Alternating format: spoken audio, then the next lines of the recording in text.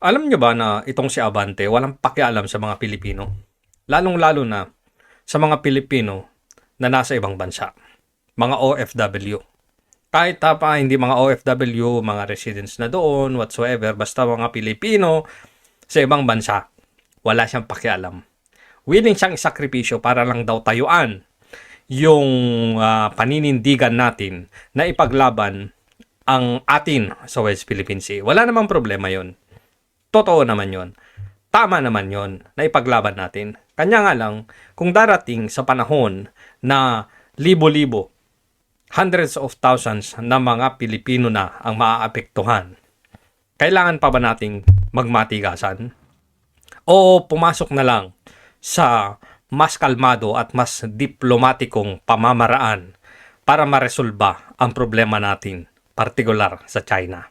Panoorin natin to kung paano gustong isakripisyo ni Kong Melek. Kong Melek kasi nanalo siya sa Comelec. Hindi siya nanalo sa boto. Kong Melek, paatras, Abante. Oh, sige, eto, panoorin natin. The minority leader, who is a very good friend of mine too. I fully understand your concern, in your privilege speech, that you would like our government to be more responsible and to adjust their professionalism and courtesy towards a country that does not even believe in professionalism. Wait lang bago natin ituloy yan. Galit na galit tayo na yung China nakikialam sa mga pulisiya sa Pilipinas. Pero, bakit dito? Pinapakialaman mo kung naniniwala ba sila sa pagiging profesional o hindi. Bansa din nila yon. Pulisiya din nila yon. So, wag ka ding makialam kung ayaw mo napapakialaman. Tama? O, tuloy. Nabanggit kanina po ng isa nag-interpolate. Yung nagbanggit, yung nag-interpolate, si Congressman Marcoleta, yung anak ni Senator Rodante Marcoleta. Baka mawala yung mga OFW natin sa mga bansang yan. Meron naman tayong ibang market mapupunta. Totoo, meron namang ibang mga market. Pero hindi ganong kadali ang isang OFW na lumipat sa ibang bansa. Lalong-lalo na kung medyo matagal na siya dyan. Alam na yung kultura. Maganda naman yung sitwasyon niya. Bakit siya lilipat? Bakit ninyo po pwersahing lumipat sa ibang market o sa ibang bansa yung isang OFW? Kunwari willing yung OFW para sa inyo, para sa kagustuhan ninyo. Matutulungan ba ng gobyerno? I highly doubt it. Kunwari uuwi yung mga OFW galing sa China, Hong Kong, kaya bang suportahan ng Pilipinas? Uuwi sila sabay-sabay. Tapos, maghahanap yan ng ibang bansa ulit na mapupuntahan. Kasi wala namang maaasahan yan sa Pilipinas. Yung isang OFW, pag walang ipon yan, pag hindi na nakapundar, wala siyang ibang choice kundi bumalik ulit. Ngayon, sino ang gagastos sa mga yun? Sino ang gagastos ng kanilang mga placement fee, medicals, at sino ba? So, suportahan nyo ba yung mga OFW na yon habang naghahanap sila ng ibang bansang malilipatan?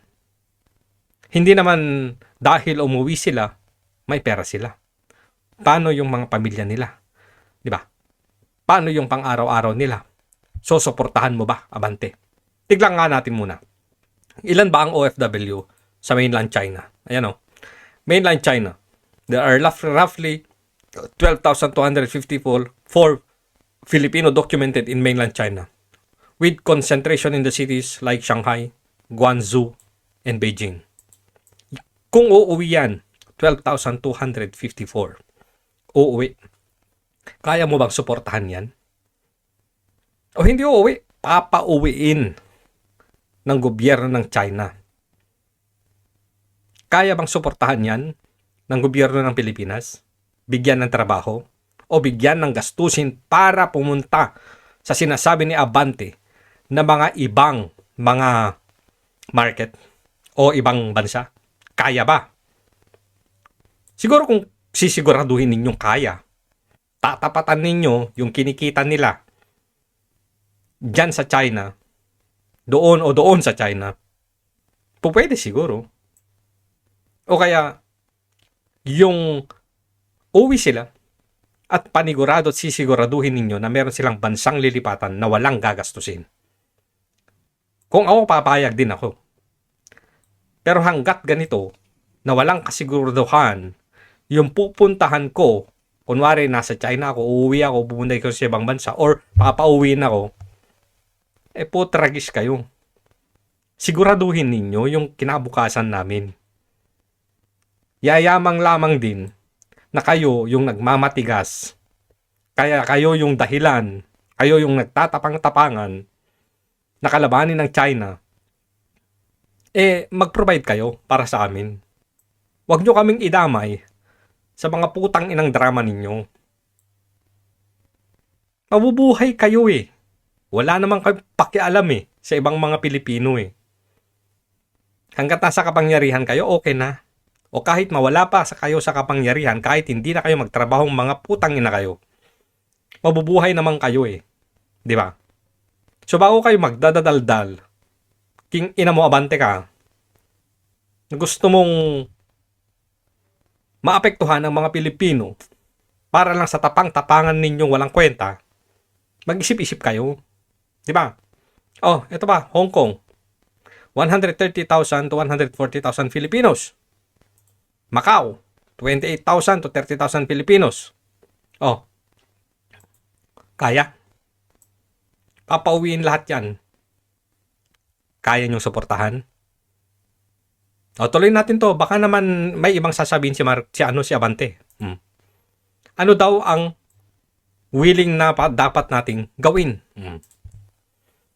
And at times, in order for us to protect the sovereignty of our land, we must bite the bullet. Wow, we must bite the bullet. Sakripisyo yan. Kailangan mong magsakripisyo. Di ba? Sino sasakripisyo mo ngayon? Para protektahan. Meron nga tayong soberenya. Protektado nga. Na ipaglalaban nga natin. Tanong, yung mga numbers na nakita mo kanina, 12,000, 140,000, 38,000 na mga Pilipino na mawawalan ng trabaho, kaya mo suportahan? May soberenya nga tayo, napoprotektahan natin. Pero hundreds of thousands na mga Pilipino at ng kanilang mga pamilya ang magugutom. Kaya mo bang suportahan yun, Abante? Puro kangaw-ngaw, puro kadaldal. Ano panlalaban natin? Dasal? Biblia mo? Ha? Madam Speaker, wala pong sinuman ang nagproprotekta ng kasarinlan ng bansa na walang nangyayaring sakripisyo. So ang gusto mo, kaming mga OFW, yung mga katulad kong OFW na nasa China, ang gagawin mong sakripisyo? Ganon. Isasakripisyo mo ang buhay at buhay ng kanilang pamilya. Ang galing makasarili ka Gusto mo lang makapagpabida. Gusto mong magtabang-tabangan. Okay lang na isakripisyo mo ang buhay ng libu-libong mga Pilipino. Ang galing Palakpakan naman natin ang pastor na ito Sa harip na makipagdiplomasya ka, ang ininangaw-ngaw mo, isakripisyo natin yung mga OFW. Okay lang yan.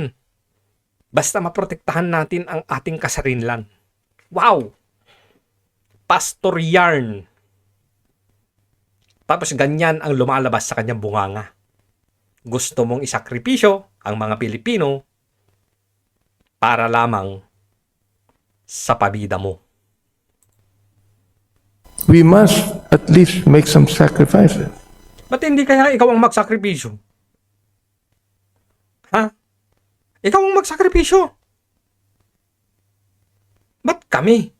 Ba't ang mga Pilipino? Ba't ang mga OFW? Ba't ganun? No? Hindi ko sinasabi dito yung tigmaan. Sapagkat palagay ko, malayo sa isipan ng Chinese government na makipagdigma sa maliit na bansang ito. Oh, Bakit hindi natin gayahin ang Malaysia, ang Indonesia? Ang Indonesia, pinasabog yung isang barko ng China nung sila ay nagpunta ron sa Indonesian waters. Oo.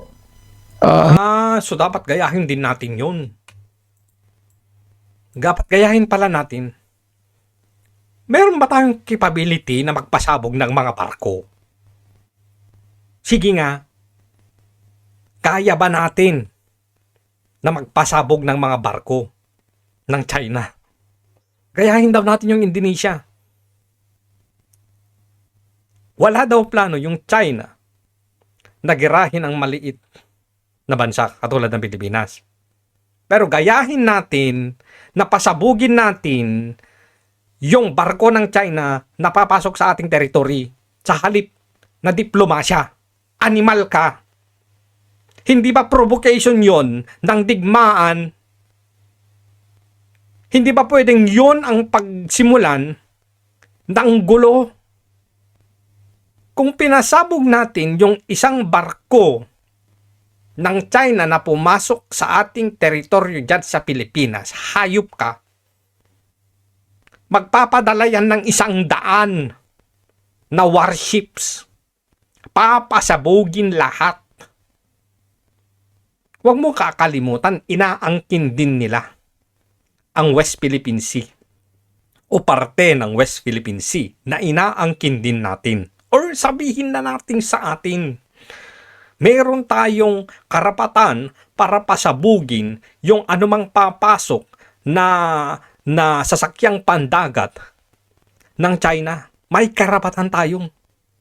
Sabihin natin, nasa atin lahat ng karapatan. We have all the rights.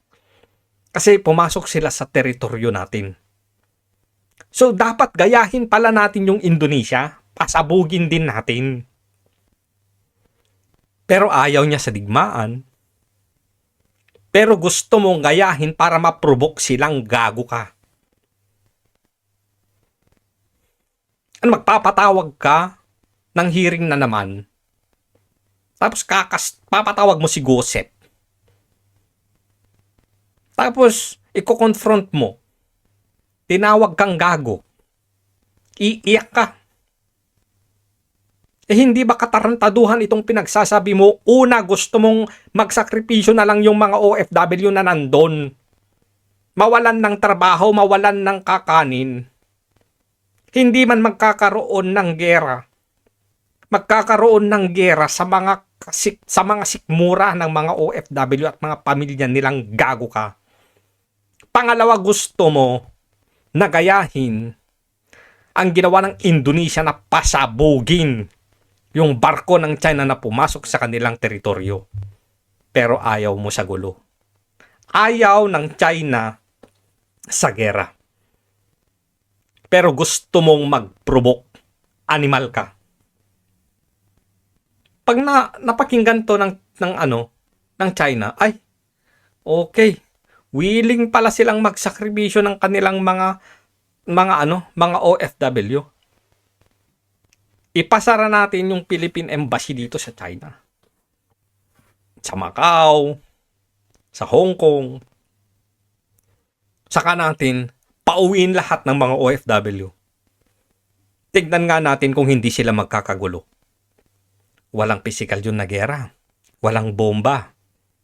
Pero mas mabigat pa sa tuneto-neladang bomba ang katumbas nun.